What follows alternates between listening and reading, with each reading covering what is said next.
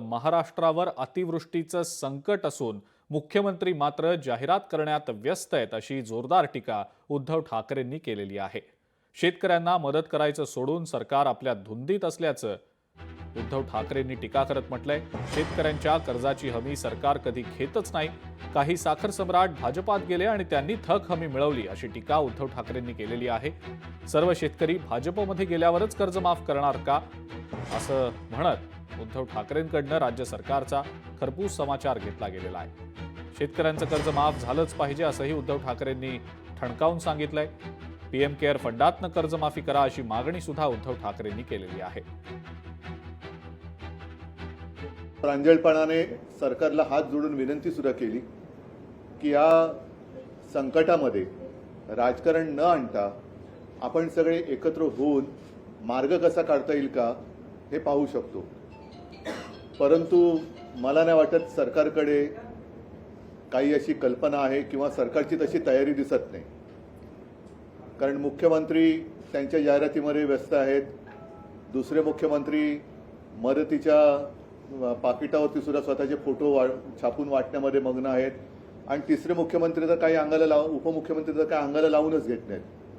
म्हणजे कोणताही विषय आला तरी त्यावेळेला हे दुसरे जे उपमुख्यमंत्री आहेत ते दिसतच नाहीत कधी।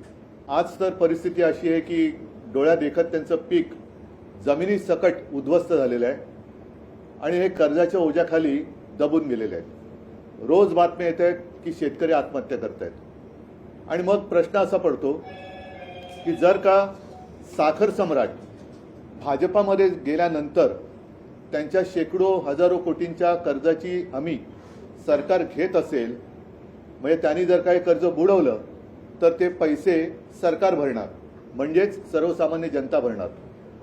तर ह्या साध्या शेतकऱ्यांनी सुद्धा भारतीय जनता पक्षामध्ये येण्याची वाट भाजप प्रणित सरकार बघतंय का की सगळे शेतकरी भाजपात आले तर मग आम्ही तुमचं कर्ज माफ करू?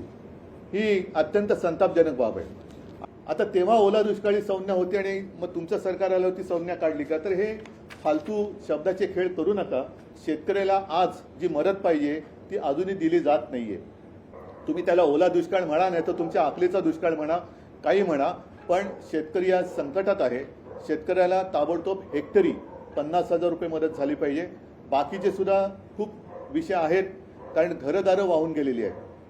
पंतप्रधान आवास योजना हे मी यापूर्वी सुद्धा बोललेलं, तशी ग्रामीण योजना परत एकदा आणा किंवा नव्याने आणा। मुख्यमंत्रीमध्ये पंतप्रधानांना भेटून आले, पंतप्रधान तिकडे प्रस्तावाची वाट बघतायत आणि मुख्यमंत्री आपला अभ्यास चालू आहे। दोन उपमुख्यमंत्री, 2 हाफ आणि 1 फुल, 1 फुल 2 हाफ असे त्यांचा अभ्यास आणि प्रस्ताव बनवणं सुरू आहे।